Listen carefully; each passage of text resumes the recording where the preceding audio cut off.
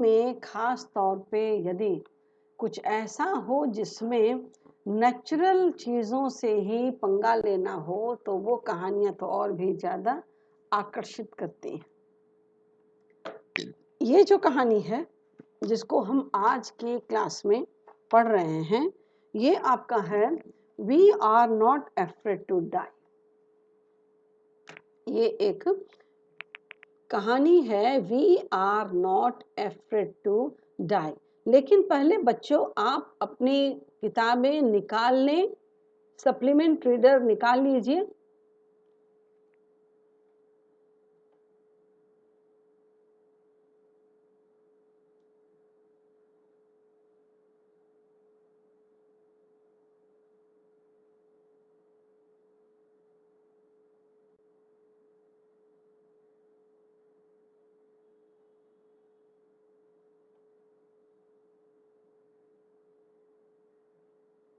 निकाल लिया आपने? ठीक है, चलिए पहले ये जो चैप्टर है we are not afraid to die if we are together, यदि हम लोग साथ में हैं तो हमें मरने से खौफ नहीं है, ये आपकी कहानी का नाम है। ठीक है, ये एक ट्रैवलॉग है, यह एक ट्रैवलॉग है। ट्रैवलॉग कहते हैं जो यात्राओं के वर्णन होते हैं वो उनको हम ट्रैवलॉग कहते हैं। अब पहले तो जिस ऑथर ने इसे लिखा है हम उसके बारे में जान लें, क्योंकि ये जानना जरूरी है। ये एक यदि 1 नंबर का भी इसमें एक आंसर आता है, ऑब्जेक्टिव टाइप आता है तो आपके लिए जरूरी है। चलिए बच्चों, पहले हम लोग इसके ऑथर के बारे में जो कि गॉर्डन कुक और एलन ईस्ट हैं उनके बारे में जान लें। ठीक है, पहले आइए इसको हम लोग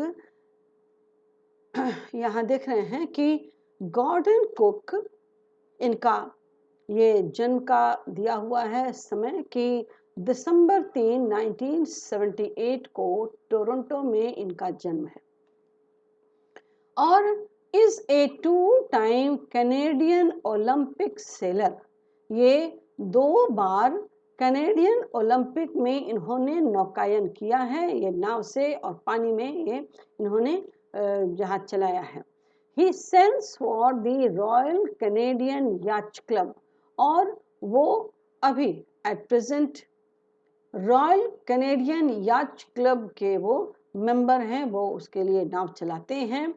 ही is the son of Stephen Cook, उनके पिता का नाम स्टीफन कुक और उनकी माता का नाम लिंडा कुक है। He has a great interest in writing stories too. Apart from selling and apart from serving that yacht club, he has keen interest in writing stories too. In this travelogue, whatever he has written will be taught in the class. और यहाँ पर मैं इसके ही बारे में बता रही हूँ कि ऐसे लोग जो अपने विवरणों को लिखते हैं तो वह एक सजीव अनुभव जैसा होता है।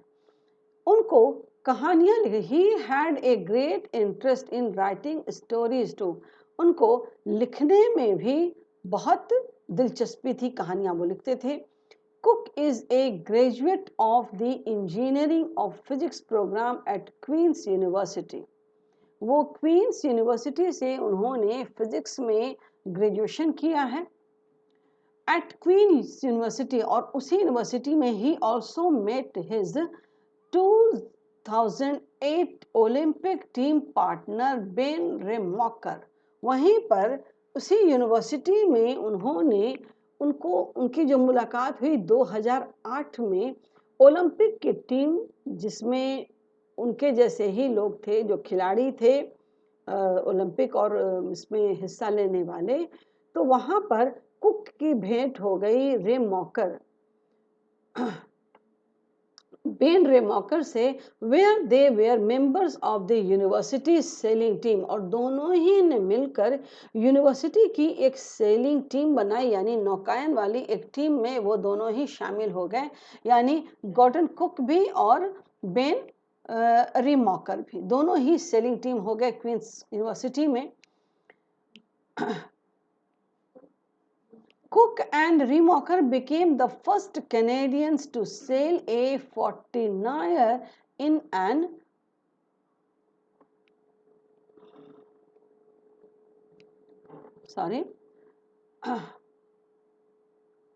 Cook and Remacher became the first Canadians. अब ऐसा करने वाले वो लोग पहले कैनेडियन हुए जिन्होंने 49th ओलंपिक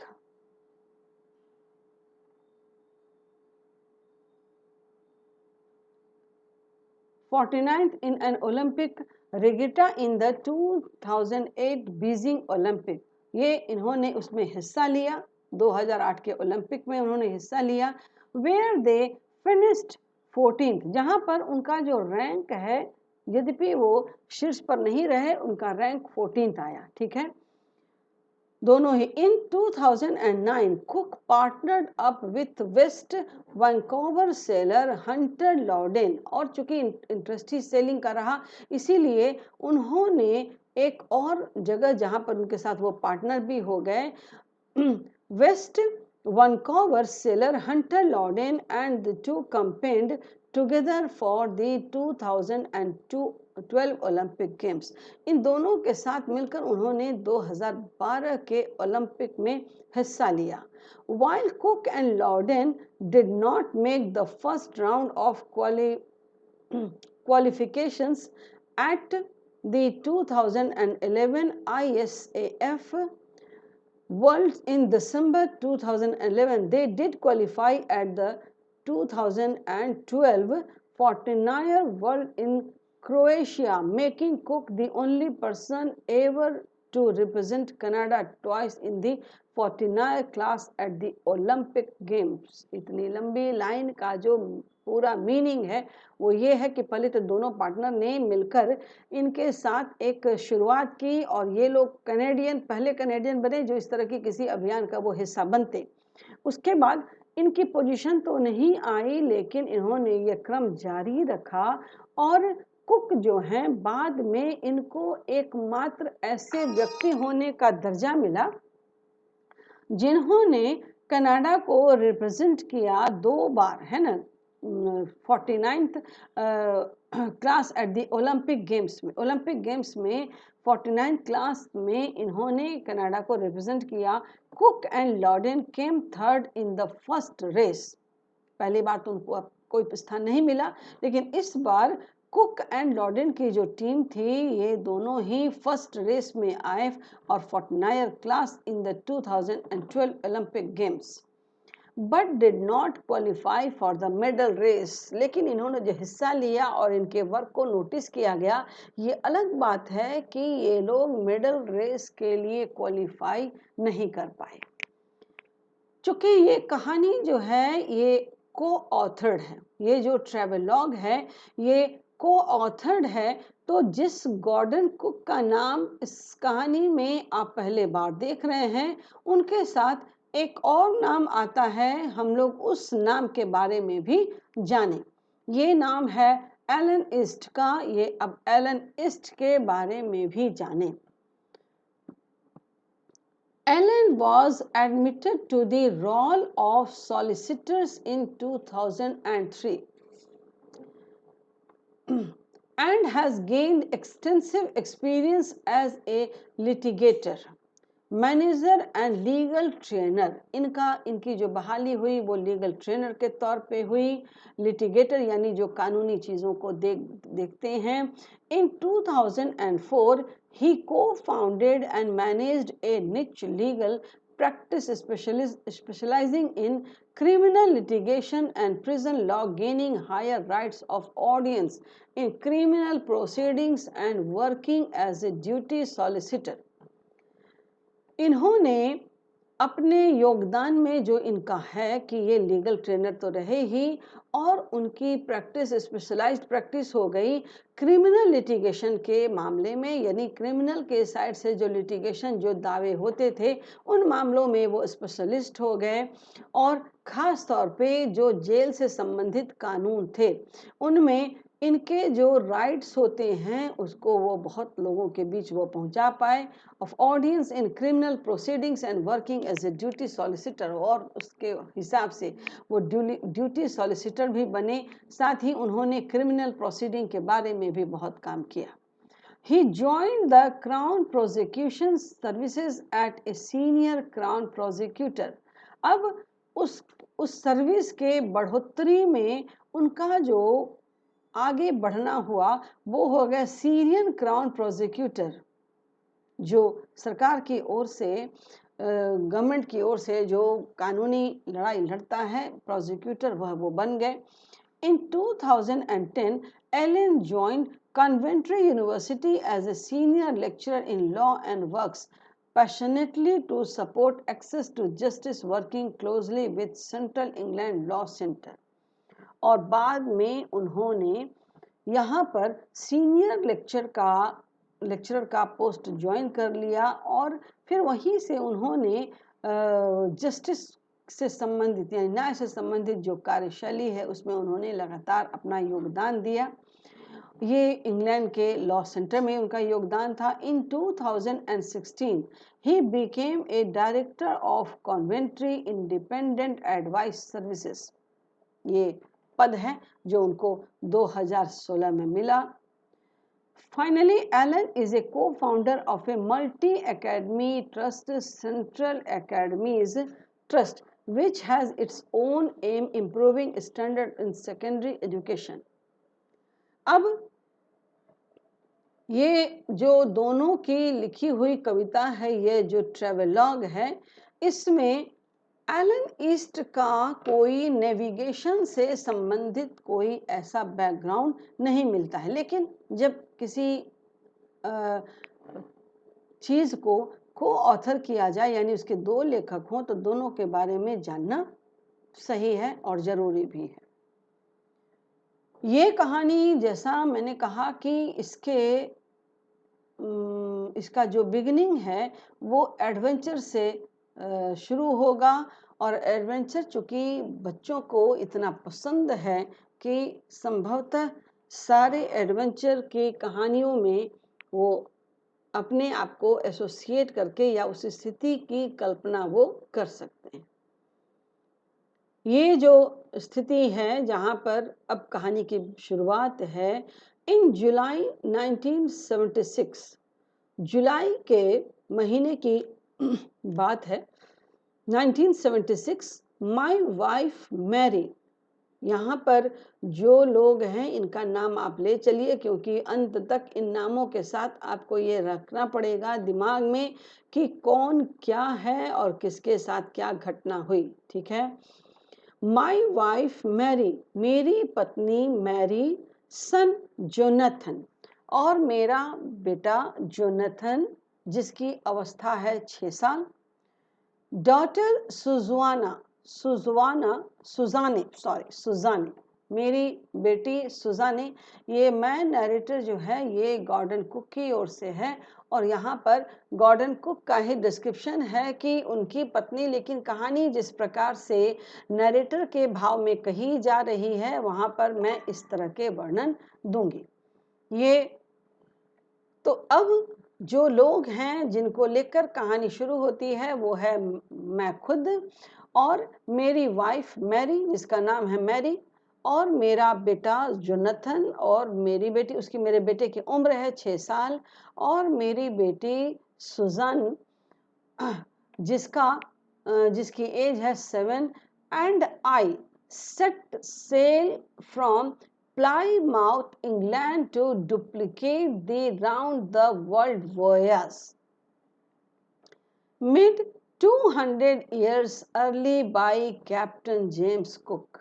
ये तो आपने जेम्स कुक के बहुत सारे एडवेंचरस हिलेरियस कारनामों के बारे में पढ़ा होगा, जिसके बारे में कैप्टन कुक आप जानते हैं, इसके शॉर्ट नेम को कैप्टन कुक के नाम से आप जानते हैं। तो ये ऑथर ने अपनी पत्नी, बेटे और बेटी के साथ एक योजना बनाई कि वो एक प्लाईमाउथ इंग्लैंड से, ताकि वो एक ऑलरेडी जो वोयाज यानी समुद्र यात्रा कहते हैं उसको, इसको वो कवर कर सके, जैसा कि कैप्टन जेम्स कुक ने किया था करीब 200 साल पहले, है ना। कैप्टन जेम्स कुक ने जो 200 साल पहले किया था, उसी को एक बार फिर से करने, उसी का डुप्लीकेट यानी नकल करने के लिहाज से मैंने और मेरी बेटी और मेरे बेटे ने along with my wife, ये सारे हम लोग ने इसके योजना बनाई। फॉर द लॉन्गेस्ट टाइम, ये सबसे ज़्यादा लंबे समय तक के लिए हमारी समुद्र यात्रा होने वाली थी। मैरी एंड आई, अब मैं और मेरी पत्नी अपने बारे में ऑथर के हिसाब से यहाँ देखा जाए कि ऑथर ने ऐसा कहा है, ए 37 ईयर ओल्ड बिजनेसमैन, मैं एक 37 ईयर ओल्ड बिजनेसमैन हूँ, had dreamed of sailing in the wake of the famous explorer। मेरे मन में ये बहुत दिन से ये इच्छा थी कि मैं उस फेमस एक्सप्लोरर जेम्स कुक के जो सपना था, जो उन्होंने पूरा किया, मैं उस सपने को मैं पूरा करने की बात सोच रहा था। मेरी और मेरी यानी मैरी जो मेरी पत्नी है और गॉर्डन कुक के दोनों की ये हार्दिक इच्छा थी कि वो इस प्रकार के एक लंबे समुद्र यात्रा की योजना पर वो बनाएं, और सारा कुछ जो था उसके लिए source of inspiration captain James cook, ठीक है, यही सोर्स ऑफ इंस्पिरेशन थे उनके। और जो ऑथर है जिसने ये योजना बनाई, इसकी अवस्था है 37 ईयर ओल्ड। इन दोनों ने, ये बिजनेसमैन और इसकी पत्नी ने, दोनों ने ही ये योजना बनाई थी इतना लंबा उसमें यात्रा के लिए। Wake of the famous explorer and for the past 16 years, और पिछले 16 सालों से we had spent all our leisure time, जो भी हमारी फुर्सत का वक्त मिलता था उसमें हमने इस योजना को रूप देने में लगा दिया कि कैसे हम इस तरह की योजना पर, समुद्र की यात्रा पर जा सकते हैं।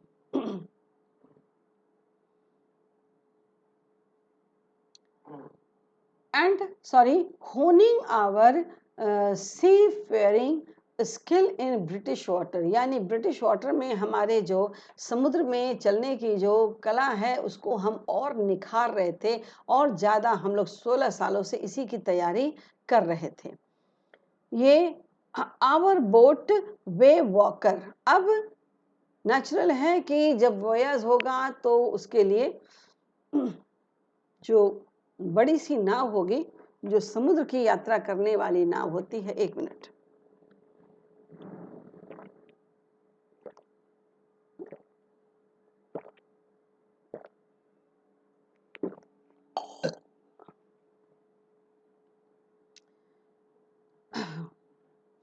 honing our seafaring skills in British waters, our boat wave walker, हमारे बोट जिसका नाम था वेव वॉकर, 823 मीटर। अब इस लाइन में बोट का डिस्क्रिप्शन है, यह एक 23 मीटर लंबा 30 टन वुडन हल्ड ब्यूटी, और ये इसका जो वजन था ये 30 टन का था, और इसमें लकड़ियों के पाल लगे हुए थे। लकड़ियों का पाल कभी आपने देखा होगा तो चित्र में ऐसा होता है, पतली लकड़ियों का पाल लगा हुआ था।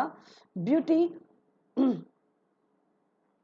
हैड बीन प्रोफेशनली बिल्ट, इसे बहुत सलीके से डिज़ाइन किया गया था ताकि इसमें कहीं कोई फेलियर नहीं आए, इसीलिए इसे बहुत प्रोफेशनली डिज़ाइन किया गया था, प्रोफेशनली इसे बनाया गया था। And we had spent months fitting it out, और हमें इसमें महीनों लगे थे इसकी साज सज्जा में, इसको फिट करने में, इसकी कमी को देखकर और उस कमी को दूर करने में हमें बहुत समय लगा था। और हमने इस पे घंटों और महीनों नहीं बल्कि वर्षों बिताए हैं, ऐसा तो आपने कहानी में देखा ही। Out and testing it on the roughest weather we could find. और इसको लेकर ऐसा नहीं कि हम लोग नहीं चले थे, इसको हमने बहुत खराब मौसम में भी समुद्र में उतारा था और हम इस पर चले भी थे। तो खराब अवस्था में, जबकि आप देखते होंगे कि अमूमन सलाह दी जाती है कि समुद्र में न जाएं, लेकिन जब इतनी लंबी यात्रा करनी हो और इतने लंबे दिनों का प्रोग्राम हो, तो समुद्र के मिजाज से वाकिफ होने के लिए हमने इसे बेहद खराब मौसम में, तूफान में, हर तरह के विपरीत सिचुएशन में इस वेव वॉकर को उतार कर हमने यात्रा की थी, ताकि इसका टेस्ट हो पाए, ताकि ये प्रूव हो पाए कि हम लोग इसे समुद्र यात्रा पर इसके लिए कहाँ और कुछ कर सकते हैं। The first leg of our planned 3 year, ये हमारा जो पहला चरण था, ये प्लान्ड 3 ईयर 105,000 किलोमीटर्स, ये हमारी योजना थी कि हम लोग 105,000 किलोमीटर चलेंगे passed pleasantly as we sail down the west coast Africa to Cape Town. और पहला 3 साल जो हमने इस योजना में बिताया और इसको टेस्ट करने में बिताया, ये था हमारा 105,000 किलोमीटर, 105,000 किलोमीटर की जर्नी थी। और हमने इसे बहुत आराम से, बहुत ही आनंद पूर्वक इसे कंप्लीट किया।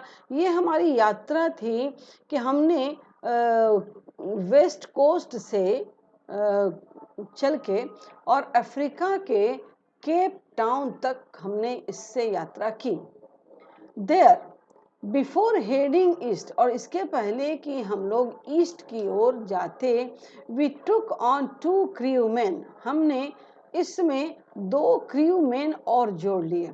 ठीक है, पहले तो ये टेस्ट हो गया, उसके बाद हमने इसमें इतनी से इतनी यात्रा कर ली बहुत बढ़िया से, और वहाँ फिर हमने 2 क्रू मैन और इसमें ऐड कर लिए। ये क्रू मैन कौन है? अमेरिकन लैरी विजिल, ये क्रू मैन हैं अमेरिकन, जो अमेरिका के निवासी हैं, Larry vigil, and Swiss herb sizzler, और एक स्विस यानी स्विट्जरलैंड के निवासी हैं जिनका नाम है Herb Sizzler, to help us tackle one of the world's roughest sea, the southern Indian Ocean. और उनको हमने इसलिए लिया क्योंकि हमें इंडियन ओशन के सबसे रफ वेदर वाले सी को भी फेस करना था। अब आइए, in our second day out of Cape Town, अब जब हम केप टाउन से चले तो उस दूसरे दिन में, जब हमारा केप टाउन में हमने अपने शिप को हॉल्ट किया था, उसके बाद जो हमारा दूसरा दिन बीता आउट ऑफ केप टाउन, यानी ऑस्ट्रेलिया के जो केप टाउन से हमें अफ्रीका के केप टाउन से जो हम यहाँ आगे बढ़े, we began to encounter strong gales. हमारी शुरुआत ही हुई कि हमें बहुत तेज हवाओं का सामना करना पड़ा। ये तेज हवाएं, समुद्र में उठने वाली तेज हवाओं को गेल्स कहते हैं। For the next few weeks, और अगले कुछ सप्ताह तक, दे ब्लू कंटिन्यूअसली, अगले कुछ सप्ताह तक तो ऐसी ही तेज हवाएं चलती ही रहीं। गेल्स डिड नॉट वरी मी, मुझे चिंता उन तेज हवाओं से नहीं थी।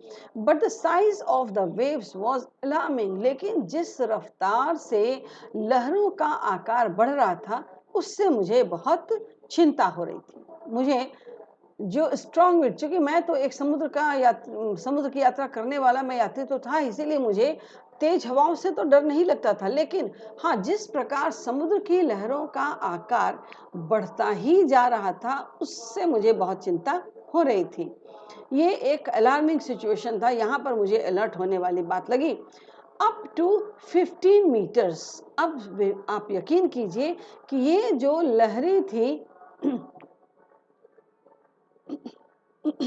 इनकी ऊंचाई करीब 15 मीटर तक की थी। अब 15 मीटर की लहरों का आप अंदाजा लगाइए, 15 मीटर की लहरों का आप अंदाजा लगाइए। यदि हम और आप इसको किसी कपड़े से मेजर करें तो 3 साड़ियों को यदि आपस में बांध दिया जाए तो ये लगभग 3 साड़ी, तो ये 3 साड़ियों की जो लंबाई का जो साइज आप अनुमान लगा सकते हैं। आप अनुमान लगाइए कितनी बड़ी लहरें थी जिसको कि इन्होंने फेस किया। और लहरें तो स्ट्रॉन्ग विंड्स तो चल ही रही थी। As high as our main mast, जबकि हमारा जो मुख्य मस्तूल था, मास्ट कहते हैं जहाज पर लगे हुए जो सबसे फर्स्ट जो हवाओं से हिलता रहता है मस्तूल, जिसमें कई बार आप देखते होंगे कि झंडे इत्यादि लगे रहते हैं, तो ये हमारे मास्ट से भी ऊंचा था। December 25 found us 3,500 kilometers east of Cape Town. हम लोग 25 दिसंबर तक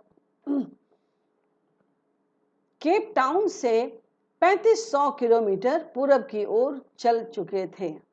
डिस्पाइट एट्रोसियस वेदर, और इतने भीषण खराब मौसम के बावजूद, we had a wonderful holiday complete with a Christmas tree. लेकिन हमारी योजना जो थी जिसमें हॉलिडे मनाना भी था, हमने इसमें अपना हॉलिडे और क्रिसमस भी मनाया, चूँकि December 25 is already celebrated as Christmas. So हमने वहाँ पर क्रिसमस ट्री भी हम अपने साथ ले गए थे और हमने क्रिसमस का त्यौहार भी अपने बोट पर मनाया। New Year's Day saw no improvement in the weather. अब 25 दिसंबर के बाद से जो दिन बीतने लगे, तो इसी प्रकार 1 जनवरी यानी नए दिवस का भी अब मौसम आ गया, दिन आ गया, लेकिन उस समय तक भी स्थिति में कोई बदलाव नहीं आया था। But we reasoned that it had to change soon. लेकिन हमने अपने आप को ये दिलासा दिया, ये कह के कि हर बार वेदर इतने लंबे समय तक के लिए ऐसा नहीं रहता, ये स्थिति जरूर ही और जल्द ही बदलेगी। And it did change for the worse. हाँ, बदला तो, लेकिन ये और बुरा हो गया। ये स्थिति जो है वो बदली तो, लेकिन ये और बुरी हो गई। कैसे बुरी हो गई, यहाँ पर हम इसे देखें। And down on January 2 the waves were जिजेंटिक।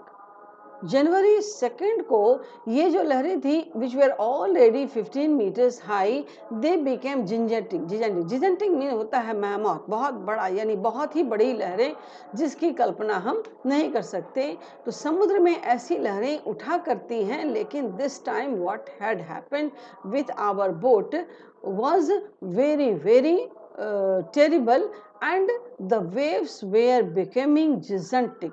We were sailing with only a storm jib and were still making 8 knots. ठीक है, हम लोग अभी तक जो चल रहे थे, यहाँ पर समुद्र की यात्रा जो कर रहे थे, हम एक छोटी सी जो पाल है, जो हमारी नौका, जिसका छोटा पाल इसको कहेंगे, कि हमारा जो मेन मास्ट था वो तो 15 मीटर के लगभग हाई था ही, लेकिन इसके अलावा अभी तक जो यात्रा हमारी हो रही थी, तो हमारे एक छोटे से पाल की बदौलत वो यात्रा हो रही थी। हवाओं के साथ हम आगे बढ़ रहे थे। And we are still making 8 knots, और हमने लगभग करीब 8 जगह पर इसको हमने इसे चेक किया था कि यह जो यात्रा है ये इस प्रकार हमारा स्मूथ किसी तरह बना रहे। As the ship rose to the top of each wave.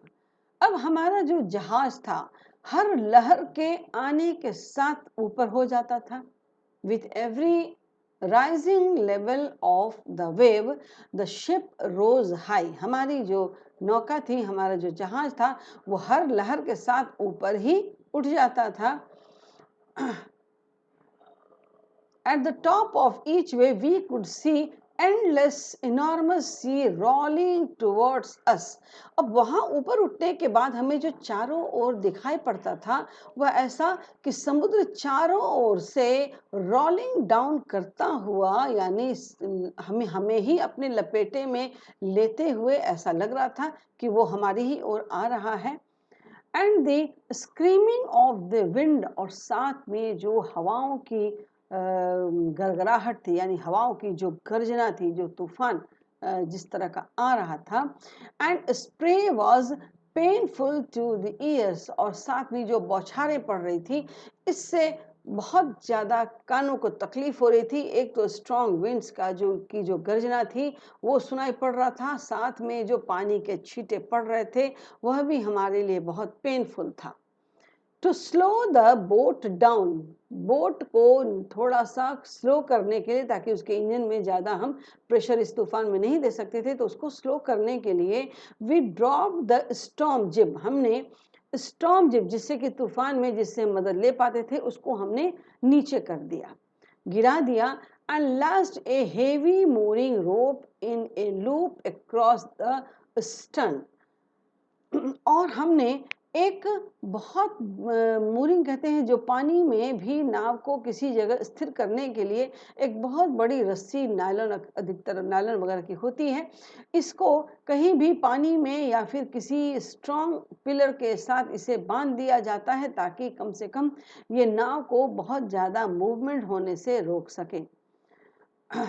To slow the boat down, we dropped the storm zip and last a heavy mooring rope in a loop across the stern। जो हमारा खंभा था, जो एक कठोर हमारा जो बना हुआ था उस बोट के साथ, वहाँ हमने इसे बांध दिया ताकि इसमें जो मूवमेंट है इसका थोड़ा सा चेक हो पाए। Then we double lashed everything, फिर हमने हर चीज को 2 बार बांधा, 2 बार हमने उसकी प्रक्रिया की। और ये सारा इसलिए क्योंकि चारों ओर से जो समुद्र की लहरें थी वो हमें निगलने के हिसाब से हमारी ओर आती हुई लग रही थी। Everything went through our life raft drill, attached lifeliness, donned oil skins and life jackets and waited। अब जब समुद्र में ये स्थिति हो गई तो हमने अपनी जहाज को कहीं एक जगह स्लो किया, और उस स्लो में ही हमने अपने आप को आगे के तूफान के लिए तैयार किया। किस तरह तैयार किया देखिए कि हमने लाइफ राफ्ट ड्रिल, यानी हमने जो जीवन रक्षक जो हमारे सब चीज़ें थी उनको हमने अपने पास ले लिया। अटैच्ड लाइफ लाइन्स, हमने अपने आप को लाइफ लाइन के साथ अटैच कर लिया, लाइफ लाइन इस बोट। डॉन्ड ऑयल स्किन्स, हमने अपने बॉडी पर ऑयल स्किन वाले, ऑयल स्किन कहते हैं यदि किसी कपड़े पर यदि ऑयलिंग की जाए तो फिर पानी में उसके उतरने पर उसके ऊपर पानी का असर नहीं होता है। जैसा कि आपने देखा होगा कि लाइफ बोट वगैरह में एक वैक्सिंग जैसी की हुई होती है, उससे पानी वहाँ तक नहीं पहुँच पाता और life boat helps one two float. तो वहाँ पर ये जो लाइफ ऑयल स्किन्स है इसे हमने अपने शरीर में चारों ओर लगा लिया। एंड लाइफ जैकेट, और हमने फाइनली लाइफ जैकेट्स भी पहन लिए। एंड वेटेड, और हम इंतजार करने लगे कि देखें अब मौसम किस प्रकार कैसा करवट बदलता है। ठीक है। The first indication of impending disaster came at about 6 p.m. अब ये जो संभावित खतरा, ये जो संभावित डिजास्टर जो होने वाला था, इसका इंडिकेशन हमें मिलने लगा लगभग 6 बजे शाम से ही, with an ominous silence.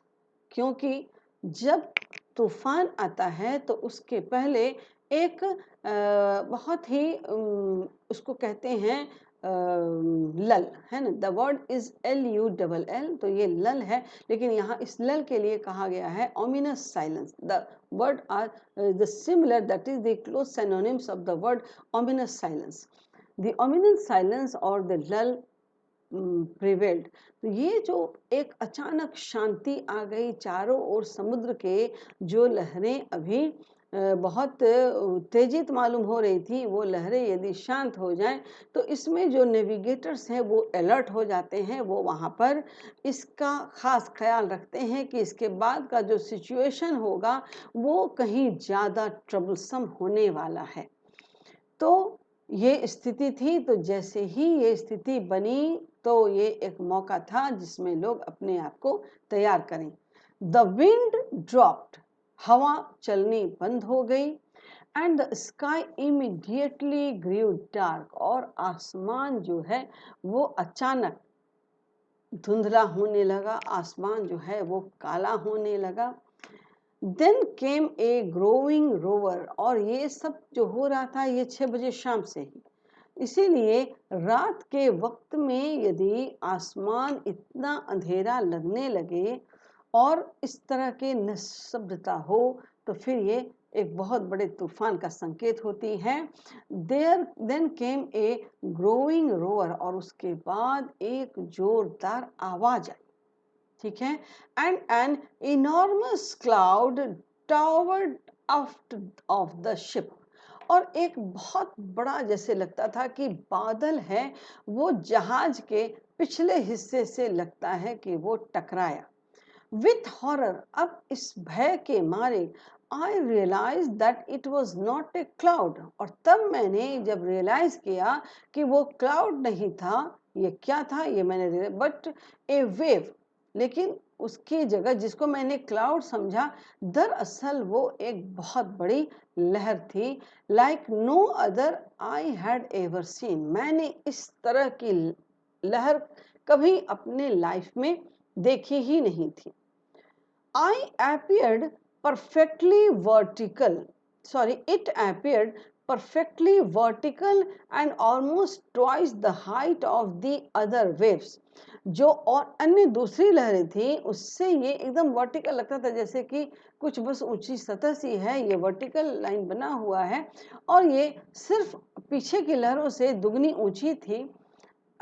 Like no other had ever seen, it appeared, most twice the height of the other waves with a frightful breaking crest. वहाँ ये जो टकराया, ये जो जहाज के पिछले हिस्से एफ्ट से जो टकराहट हुई वहाँ पर इसने बहुत ज़्यादा शोर उत्पन्न किया, एक बहुत धमाका जैसा हुआ।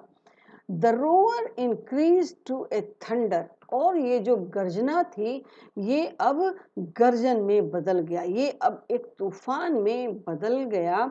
As the stern moved up the face of the wave, जैसे जो स्टर्न है जिस खंबे से हमने बांध लिया था अपने नौका को, ये अपनी जगह से ये हिलने लगा। With a frightful breaking, and for a moment I thought we might ride over it. एक क्षण के लिए तो हमें ऐसा लगा कि इस जो बड़ी सी लहर जिससे हमारी नौका टकरा गई, हम लोग इस नौका के ऊपर यानी इस लहर के ऊपर ही हम लोग चढ़े हुए हैं। But then a tremendous explosion shook the deck, लेकिन एक बहुत बड़ा विस्फोट हुआ और इसने हमारी डेक को लगभग तोड़ दिया। A torrent of green and white water broke over the ship. एक बहुत बड़ी सी लहर आई, एक बहुत बड़ी सी लहर आई जिसका रंग सफ़ेद और ग्रीन था। ग्रीन तो आप समुद्र के कलर में देखते ही हैं, लेकिन ग्रीन जो होता है, जैसे मान लीजिए मल्टीपल जब लेयर में समुद्र की लहरें आने लगती हैं तो उनमें एयर बबल्स के कारण ये ग्रीन नहीं है, या इनफैक्ट वाइट ही है, लेकिन एयर बबल्स के कारण जो फोम बनता है, जो लेदर बनता है, दैट इज कॉल्ड, वो उसका रंग होता है वाइट। तो इस ग्रीन और वाइट जो लेयर था जिससे हम लोग यहाँ अब इतना ज़्यादा प्रभावित हो रहे हैं उसके बारे में है कि ये जो ग्रीन और वाइट वाटर है ब्रोक ओवर द शिप, ये इनफैक्ट हमारी पूरी जहाज के ऊपर ही आ गया। ये जो लहर थी ये पूरा का पूरा पानी जो है ये हमारे जहाज में आ गया इस लहर के through. My head smashed into the wheel, इस चोट से मेरा सिर जो है वो व्हील के ऊपर जा टकराया। And I was aware of flying overboard. मुझे ये मालूम था कि मैं ओवरबोर्ड पे चल रहा हूँ। And sinking below the waves, मुझे ऐसा लग रहा था जैसे मेरा बॉडी तो ओवरबोर्ड है लेकिन मैं इनफैक्ट डूब रहा हूँ। I accepted my approaching death, तब मैंने अपने नज़दीक आती हुई मौत को स्वीकार कर लिया था। And as I was losing consciousness, और चूंकि मैं अब धीरे धीरे अपने होश खो रहा था, आई फेल्ट क्वाइट पीसफुल, मुझे एक अजीब प्रकार की शांति का अनुभव हुआ। कैसी शांति का अनुभव हुआ, आए हम देखें। अनएक्सपेक्टेडली, बिना किसी अनुमान के, बिना किसी अंदेशे के, माई head popped out of the water. अब मुझे इसका अनुमान नहीं था लेकिन मेरा सिर पानी से बाहर निकला। क्योंकि जब लहरें आ रही होंगी, जा रही होंगी, तो चीज़ों को उठा पटक करना लहरों का स्वभाव है यहाँ पर उस इंसान को जिसने इसके लिए तैयारी की होगी। अब इसका ये जो था कि इसे अब लग रहा था कि अब इसका अंत में निकट है, इसने अचानक पाया कि ये अपना सिर पानी के बाहर उठा सकता है। My head popped out of the water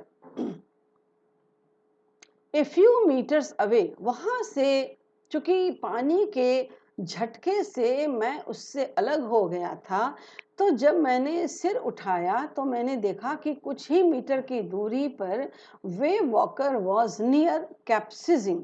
मुझे लगा कि जो वेव वॉकर हमारा जहाज था जिसे हमने इस समुद्री यात्रा के लिए इतनी मेहनत से तैयार किया था, ये लगभग डूबने डूबने पर था। मैंने इसे देखा। हर मास्ट ऑलमोस्ट हॉरिजेंटल, इसके जो मस्तूल थे ये लगता था कि जैसे कि धरती की ओर झुके जा रहे हैं, ऐसा झुकाव इसका सतह की ओर हो रहा था। देन ए वेव हल्ड हर अपराइट, तभी एक दूसरी लहर आई और इसने इसे थोड़ा सीधा कर दिया, इस मास्ट को।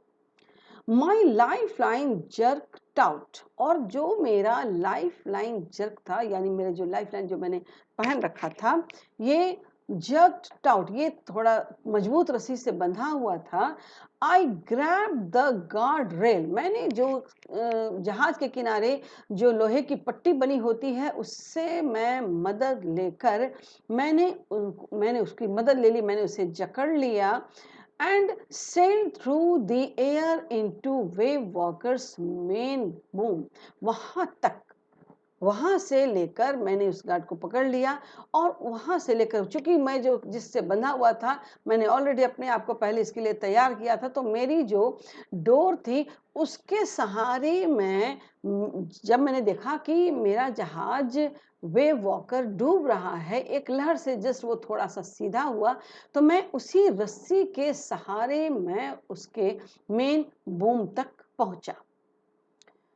Subsequent waves tossed me around the deck like a rag doll, और जो बाद में आती हुई लहरें जो थी, इसने मुझे लगभग एक जो रैग डॉल होता है जिसको कि बच्चे खेलते हैं, बार बार पटक पटक देते हैं, लहरों ने मुझे उसी तरह से पटक दिया, और जो आती हुई लहरें थी इससे मैं और ऊपर नीचे हो रहा था।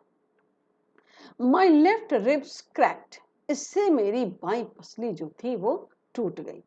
My mouth filled with blood, मेरे मुंह में, मुझे लगा कि मुझे ये अनुमान हो गया कि मेरा मुंह जो है वो खून से भर गया।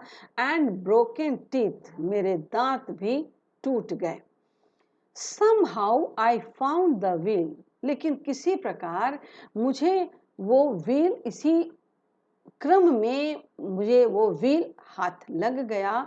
लाइंड अप द स्टम्प, और वो लाइन स्टम्प से बंधा हुआ था, वो जो गांठ जिससे हम बंधे हुए थे, अपने आप को मैंने बांध लिया था, वो उससे बंधा हुआ था, इसकी वजह से मैं उस व्हील तक पहुंच पाया। For the next wave and hung on, और जो अगली लहर आई इसने मुझे व्हील पर ही लाकर पटक दिया। वाटर वाटर एवरीवेयर, हर जगह सिर्फ पानी ही पानी था। यानी मेरा जो जहाज था उसमें इतना पानी था, यानी मुझे अपने हर ओर सिर्फ पानी नजर आ रहा था। एक कविता है rime of the ancient mariner, water water everywhere not a drop to drink. ये rime of the ancient mariner, ये जो कविता है ये एक ऐसे ही समुद्र यात्रा की तो नहीं लेकिन नेविगेशन के ही बारे में है, और वहाँ भी इन विपरीत परिस्थितियों में ही नाव फंस जाती है। Since it is a travelogue, so we are explaining the story somehow in different mode, but in this context I am just reminding of that very poem also, Rhyme of the Ancient Mariner, when the boat is stuck in the storm and finally the sailor sees nothing else but water everywhere, and they faced very troublesome circumstances. While I am going through this story, I am just getting a hint of that picture also, so I just described you about that. Anyway, water everywhere, I could feel that the ship had water below. मुझे लगा कि जहाज में नीचे पानी है, but I dared not abandon the wheel to investigate. अब मैंने ऐसा तय किया कि मैं अब इसे छोड़ूंगा नहीं, अब मुझे जो करना है इसी में करना होगा। Suddenly, अचानक, the front hatch was thrown open and Mary appeared. अब जहाज का एक हिस्सा, जो डेक जहां पर से सामान चढ़ाया या उतारा जाता है, इसे हैच कहते हैं। देखिए, हर चीज के लिए एक अलग वर्ड जरूर होगा। यहाँ पर जिस हैच को आप यहाँ देख रहे हैं वो हैच वर्ब नहीं है, इसीलिए जब कहानी पढ़ें तो लास्ट में मैं आपको कुछ वर्ड के लिए जो मुझे लगता है कि आपको स्पेशली अपने डिक्शनरी में ऐड कर लेना चाहिए, खास तौर पे तब जबकि उसका मीनिंग चैप्टर में अलग हो और कहीं आप उसे अलग ढंग से समझ रहे हो, then it is necessary. Suppose जैसे इसको हैच हमने पढ़ा, हैच कहते हैं जो बर्ड्स होते हैं जब वो अपने अंडे की सेवा करते हैं, उसके ऊपर बैठ जाते हैं, गर्मी देते हैं, इट इज कॉल्ड हैचिंग, और ये प्रोसेस भी हैचरी है। लेकिन यहाँ पर जो हैच है, दिस इज द डेक, ये डेक होता है जहाज का जहां से कि सामान को उतारा या चढ़ाया जाता है, ये हैच है। तो अचानक जब ये मुझे थोड़ा सा वक्त मिला तो suddenly the front hatch was thrown open and Mary appeared, और ये जो फ्रंट हैच जो था वो इस पानी से बाहर निकला थोड़ा सा, और वहां मुझे मैरी दिखी। मैरी वहां पर सामने आई।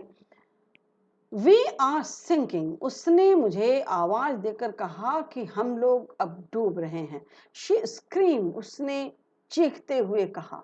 द डेक्स आर स्मैश्ड, जो जहाज के डेक हैं, जो चबूतरा होता है, वो सभी टुकड़े टुकड़े हो गए हैं। We are full of water, और हम लोग पूरी तरह से पानी में हैं। Take the wheel, I shouted as I scrambled for the hatch. और मैंने उसे कहा कि पहले तुम व्हील संभालो और मैं स्क्रैम्बल करता हूँ, यानी हाथ से ऊपर चढ़ता हूँ। जो जहाज में कई बार आपने देखा होगा कि सीढ़ी नुमा सीढ़ी बनी होती है वो ऊपर में जाने के लिए, मैं जल्दी से उस पर जल्दी जल्दी चढ़ता हुआ ऊपर गया। For the hatch, Larry and her were pumping like madmen. वहाँ पर लैरी और जो हर्ब हैं, जो हमारे अमेरिकी और स्विस जो पार्टनर, जो क्रू में थे हमारे साथ, ये लोग एकदम पागलों की भांति जहाज के पानी को बाहर निकाल रहे थे। ये लोग एकदम पागलों की तरह ये काम कर रहे थे, क्योंकि there was such a time, it was a troublesome time. So what they were doing was very natural. We are pumping like madmen, broken timbers hung at crazy angles. जो लकड़ी थी हमारे जहाज की, वो ऐसे ही बिल्कुल लगता था जैसे कि इसका कोई शेप नहीं है। हंग एट क्रेजी एंगल्स, ये कई जगहों पर पानी में झूलता हुआ लग रहा था। जिस नाव को हमने इतना बनाया था, ये पानी के थपेड़ों से इसकी लकड़ियों का ये हश्र हो गया था। The whole starboard side bulged inward, और जो पूरा स्टारबोर्ड था, जिस पर स्टारबोर्ड कहते हैं जिस पर नाव के बारे में कुछ ऐसे खास तौर पर उसे सजाया जाता है, तो ये जो पूरा स्टारबोर्ड था ये तो आगे की ओर बल्कि चला गया था। ये पूरा गिरकर ये झूलता हुआ सा पानी में चला गया था। Clothes, crockery, charts, tin and toys sloshed about in deep water, और साथ ही हमारे जो सामान थे, जो क्रॉकरी थी, जो बर्तन, हमारे कपड़े, खिलौने, जो भी था, चार्ट, सारा वो सारा कुछ साथ ही पानी में चला गया। आई हाफ स्वम, मैं किसी तरह आधा अधूरा तैरता हुआ गया। Half crawled into the children's cabin, मैं लगभग रेंगता हुआ बच्चों के केबिन में पहुंचा। आर यू ऑल राइट, तुम लोग ठीक हो ना? I asked. Yes they answered, उन्होंने कहा यस हम ठीक हैं। फ्रॉम एन अपर बंक, उन्होंने ऊपर बंक कहते हैं जो लकड़ियों का तख्ता होता है, जिस पर कई बार आपने सुना होगा बंकर। ये बंकर बनाया जाता है जिसमें पतली सी पट्टी देकर सिर्फ सोने की जगह बनाई जाती है। उन्होंने, वे लोग ऊपर थे और उन्होंने वहीं से कहा कि यस हम लोग ठीक हैं। लेकिन जो झटका लगा था जो जहाज में, वो तो कहीं ना कहीं अपियर होगा ही, आगे कहानी में देखें। But my head hurts a big, उन्होंने ऊपर से ही कहा कि हम लोग ठीक हैं, लेकिन स्यू ने कहा कि मेरे सिर में चोट आई है। सू है सुजन, इनकी बेटी जो 7 साल की है, इसने कहा कि मेरे सिर में चोट आई है। Pointing to a big bump over her eyes, उसने कहा चूंकि जब जहाज में ठोकर लगी होगी तो ये सिर का हिस्सा जो है वो ठोकर से वहां पर बम्प बन गया होगा, तो उसने इसे बम्प को दिखाया जो अपने फादर को, above her eyes. I had no time to worry about bumped head, लेकिन मेरे पास इतना वक्त नहीं था कि मैं उसके इस चोट इंजरी के ऊपर समय देता। आफ्टर फाइंडिंग ए हैमर, जब मुझे हैमर हथौड़ा मिल गया, स्क्रू एंड कैनवास, और मुझे साथ में स्क्रू और कैनवास भी मिल गए, क्योंकि जो यात्रा करने के लिए इस तरह से तैयार करते हैं अपने आप को, they keep such things to face the trouble, they keep all the necessary items like these in with them. तो जब मुझे ये सारी चीजें मिल गई, I struggle back on deck, तब मैं जूझता हुआ वापस डेक पर चला आया। With the starboard side burst open, और स्टार बोर्ड साइड का जो दरार जो था, जो वहां पर जो जगह बन गई थी, वो अभी भी ओपन था। We were taking water with each way, वहां से हर लहर के साथ पानी आ रहा था। दैट ब्रोक ओवर अस, जो पानी हमारे ऊपर आकर आया था। अब यदि हमारी नाव लहरों के बीच थी, तो जो वो वहां से जगह बन गई, वहां से हर लहर के साथ पानी हमारे नाव में प्रवेश कर रहा था, और उसी पानी को हम अभी अपने नाव में महसूस कर रहे थे। It couldn't make some repairs, sorry, if I couldn't make some repairs, we would surely sink. यदि immediate वहाँ पर मैंने कुछ रिपेयरिंग नहीं की, तो निश्चित तौर पे हम अब डूब जाएंगे। Somehow I managed to stretch canvas, किसी तरह मैंने कैनवास को स्ट्रेच किया, कैनवास को मैंने फैलाया, and secure water proof hatch covers across the gapping holes, वहाँ जो रास्ता बन गया था पानी के आने का, मैंने एश्योर किया कि वहाँ से कोई पानी न आए, अब नहीं आए। जितना आ चुका वो तो पंप आउट कर ही रहे हैं हम, लेकिन और पानी आने का रास्ता नहीं हो, इसके लिए हमने उसको रिपेयर किया। Some water continued to stream below, लेकिन कुछ पानी नीचे से आना अभी भी जारी रहा। But most of it was now being deflected over the side, लेकिन कुछ पानी इसमें से जो था वो दिशा बदलने के कारण कुछ पानी जो था वो उसमें से वापस चला गया था, यानी इससे तो पानी आ ही रहा था, लेकिन दिशा बदली तो उससे पानी भी जो था वो छिटक कर अलग जगह चला गया था।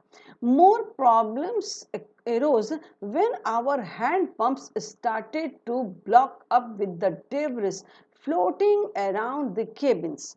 अब जो केबिन के आसपास जो कचरा फैल गया, यानी ये सारी चीजें जो हमारे बोट की इधर उधर फैल गई, इसने हमारे पंपिंग इंजन्स को ब्लॉक कर दिया। जो पंप आउट करने का काम करता, इसको इसने ब्लॉक कर दिया। तो ये सारा डेब्रिस जो कचरा था, ये कहीं ना कहीं से आ जाता था। इसकी वजह से जो हमारा हैंड पंप था ये ब्लॉक हो जाने लगा।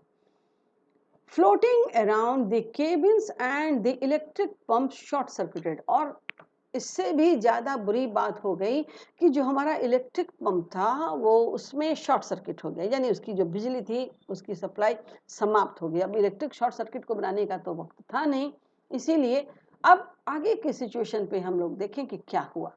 द वाटर लेवल रोज थ्रेटनिंगली। अब अलार्मिंगली जो पानी का लेवल था वो जहाज के अंदर बढ़ता ही जा रहा था।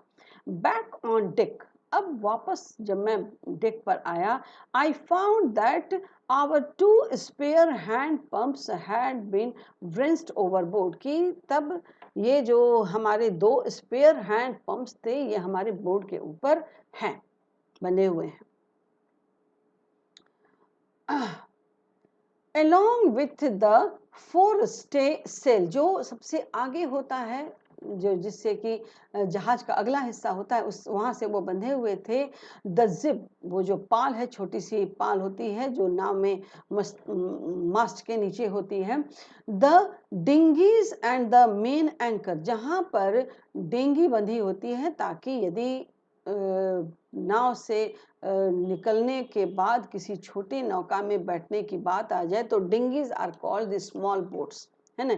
ये छोटी नौकाएं होती हैं। उससे अधिकतर जब बहुत बड़ी लहरें आती हैं तो लोग उन बड़ी लहरों में उसी से निकल लेते हैं। ये डिंगीज बंधी हुई थी वहां पर, और साथ ही ये पाल वहां बंधा था। मेन एंकर भी वही था, जो शिप का जो एंकर होता है वह भी वहीं पर था। देन आई रिमेम्बर, तब मुझे अचानक याद आया, we had another electric pump, कि हमारे पास एक और दूसरा इलेक्ट्रिक पंप है। Under the chart room floor, नीचे चार्ट रूम फ्लोर में हमारा एक और इलेक्ट्रिक पंप है, ऐसा मुझे याद आया। I connected it to out pipe, ठीक है, टू एन आउट पाइप। अब इसे मैंने, जब मुझे याद आया और जब इसे इसके इस्तेमाल पर आया तो इसको मैंने कनेक्ट कर दिया एन आउट पाइप से, यानी जहां से पानी बाहर निकलता है उससे मैंने कनेक्ट कर दिया।